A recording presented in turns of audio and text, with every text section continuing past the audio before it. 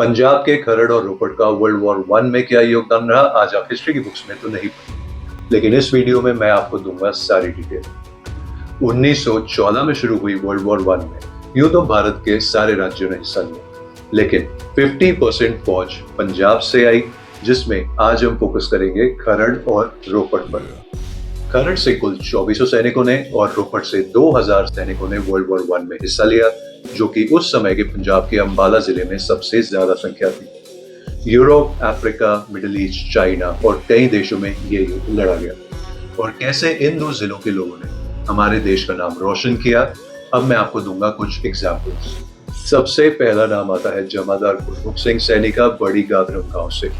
ये एक काफी बड़े स्केल के टनल एंड ट्रेंच वॉरफेयर में एंगेज थे और 1 मार्च 1916 को भारी मुश्किलों के बीच ये लगातार आगे बढ़ते रहे और इस बहादुरी के लिए इन्हें मिला first class order of merit और second class cross of the Russian order of Saint George medal. ये गांव आज शायद चमकौर साहब के करीब है और अगर आप इसके बारे में कुछ जानते हैं तो नीचे कमेंट करके जरूर बताइए। अगला नाम आता है हवलदार दलीप सिंह खरड़ के नादिया गांव से।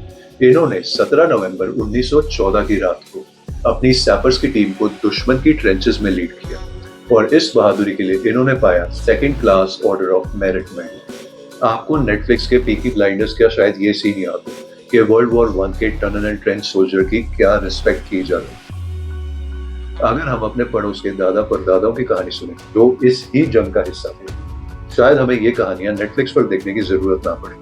अगला नाम आता है खेड़ी सलावतपुर गांव के सूबेदार मेजर जोगिंदर सिंह सैनी का।